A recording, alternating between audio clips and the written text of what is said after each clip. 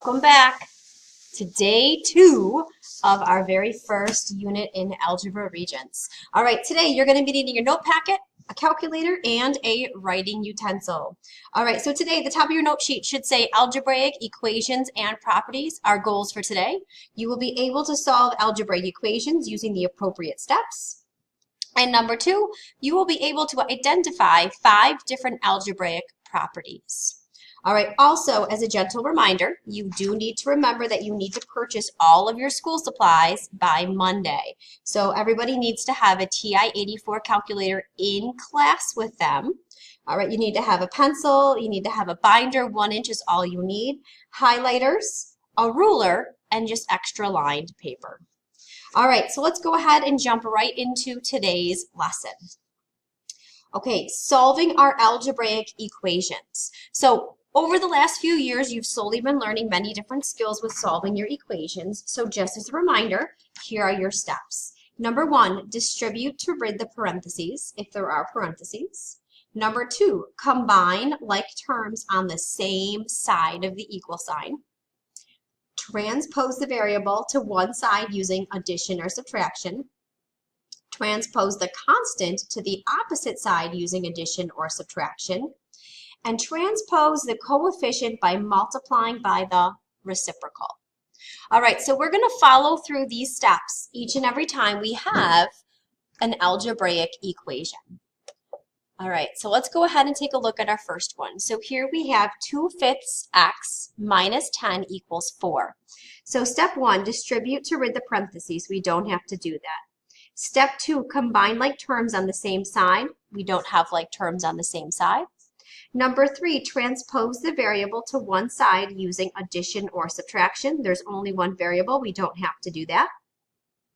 Transpose the constant to the opposite side using addition or subtraction. So here, I want to take this 10 and move it to the other side. So here it's a negative 10, so to transpose it, we have to use the opposite operation. So I'm going to add 10 to both sides. So here's my equal sign, so I have to do it to each side. The 10s are going to cancel, and I get 2/5 x equals 4 plus 10 is 14. Now my last step is to transpose the coefficient by multiplying by the reciprocal. So here I have 2/5, so I'm going to multiply by 5/2. And I'm going to multiply that to both sides. Because in an equation, you need to keep both sides balanced, okay, in order to keep it equal. So here the 2's cancel, the 5's cancel, I'm left just x equals. Now on this side, if I have my calculator, I can just let the calculator do the work. But really what's happening is it's 14 times 5 divided by 2. All right, so I'm going to go 14 parentheses, and then I'm going to go 5. A fraction sign is just a division sign, divided by 2, and we get 35. And there's our answer. So we've got it. All right, let's go ahead and let's try the next one. So number 2, there's no parentheses. We don't have any like terms on the same side. So now we have to go ahead and we're going to transpose the variable to the same side. So I have a variable on both sides. I'm going to go ahead and subtract the 5a. Because by doing that, now there's no constant over here. So I just get negative 40 equals, now 3a minus 5a gives us negative 2a. Then I'm going to transpose the constant. There's only one constant. Transpose the coefficient by multiplying by the reciprocal. We can multiply by the reciprocal, or since there's no fraction here, I can just divide both sides by negative 2. All right, negative 40 divided by negative 2 is a positive 20 equals negative 2 over negative 2 is positive 1 equals a. And we've got that. All right, let's go ahead and try one more. So let's go ahead. A over 4 plus 9 equals 5. So I'm going to go ahead and subtract 9 from both sides. Okay, and we're going to get A over 4 equals, the 9's are going to cancel. 5 minus 9 is negative 4. Now to multiply by the reciprocal here. Now, the number in front of the A, if there's no number there, is really a 1. So I'm going to go ahead and multiply now by 4 over 1. So I can cancel those out, and we just get A is equal to and I'm going to multiply this side by 4 over 1. But remember, 4 over 1 is just the same thing as the number 4. So negative 4 times 4 is negative 16. And you've got it. All right, let's make it a little bit more complex. Let's go ahead and take a word problem, and we'll have to create our equation. So remember, with word problems, the first thing I want everybody to do is just put their pencil down. I want everyone to read the question first before you start marking the problem, taking key information, or writing anything down. Just read it all the way through.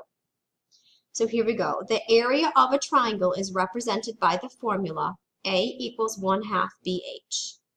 If the area of a certain triangle is 42.5 centimeters squared and the height of the triangle is 5 centimeters, find the base of the triangle. Now that we've read it, you need to ask yourself, what are we trying to do and how am I going to do it? All right, so if I take a look here, it says find the base of the triangle. So I want to find the base. Well, we want to find the base of this triangle. So think carefully at the beginning of the problem. Was there some place that talked about the base? Well, yeah, that was in the formula. That B stands for base. So I can go ahead and circle this because I know this is going to be connected to what I'm trying to find. So right now, I know I'm going to have to use this formula to help me find the base. So I'm going to start by writing the formula. Now, I'm going to read the rest of the question and see if there's any more important information. If the area of a certain triangle is 42.5 centimeters squared, okay, that's important. Okay, so this is my A. And the height of the triangle is 5. So this is my H. Find the base. So let's go ahead now and put these into our equation. So under the A, we're going to replace it with 42.5 equals 1/2. Now B is what I'm trying to find, so it stays a B. Now the H we know is 5 centimeters, so I'm just going to put a 5 there. Okay, so now we're going to go ahead. We have to solve for B, so I'm going to keep the B right where it is. And the first thing I want to do is I'm going to try to bring this 5 to the other side. Now everything over here is touching. Now when everything is touching, that means it's the operation of multiplication. So the opposite of multiplication is division. So we're going to divide both sides by 5. Now the 5s are going to cancel, and I'm going to get 1/2 B equals, and now I'm going to take my calculator, 42.5 divided by 5, and we're going to get 8.5. Now I have to transpose the 1/2 to the other side, so I'm going to multiply by the reciprocal, 2 over 1. So the 1/2 and the 2 over 1 cancel. Multiply by 2 over 1. So I'm going to go times, now if I just hit the multiplication, it takes that 8.5, and that's going to be right there under the ANS. That's the answer. The previous answer goes there, times 2 divided by 1. And we get 17 equals B. And now we've found our final answer. All right, one more question to try. Number 5. 5 times the number equals 8 more than the number. Find the value of the number. So ask yourself, what are we trying to find? A number. Now, did they give us a formula here? Nope. So that means we're just going to say, let n equal the number. Now, let's read it again and see if we can actually create an equation. 5 times a number. 5 times a number. So that's 5n equals, well, that's my equal sign. 8 more than the number. So more means we're going to add. So 8 plus the number, which is just n. Now we can go ahead and solve. So I'd like you to, at this point, you're going to pause the video. You're going to solve this on your own, and the computer's going to ask you for your answer. Go ahead and plug it in.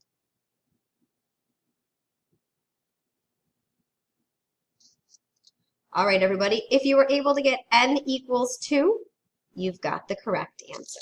All right, so let's go ahead. The second part for today is going to be your properties, so your algebraic properties. So let's go through those 5 properties here. So the first property is your commutative property. The commutative property states that if you switch the order, you're still going to be equal. So over here, I have 6 plus 4 in parentheses plus 6. So what I'm going to do right now is I'm going to switch the order. So here's my first quantity. Here's my second quantity. So what I'm going to do now is instead of orange then yellow, I'm going to go yellow then orange. Okay, so I'm just switching the order. So down here I have the quantity of 7 times the parentheses. So when I switch it, we're going to do parentheses times the 7.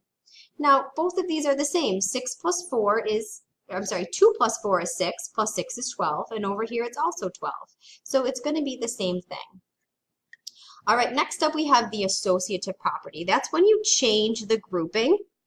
But one thing you need to remember is that it's going to be the keep the order the same. Okay, so up here we have A, B is grouped together plus C. So what I want to do for associative property is keep the order the same. So A, B, and C, but I want to change the grouping. So instead of A and B being grouped together, now I'm going to group together B and C. Okay, so down here, let's take a look. 2 times 4 times 5. So I'm going to keep this together, 2 times 4 times 5. Now instead of the 4 and the 2 being grouped, now I'm going to group the 4 and the 5. So that's going to be your associative property. Distributive property is when you multiply to rid the parentheses. So we're going to multiply in. So we're going to go AB plus AC. All right, these next two. Addition property of equality. This is when you add the same quantity to each side of an equation. So let's take a look. If x minus 2 equals 6, then x equals 8.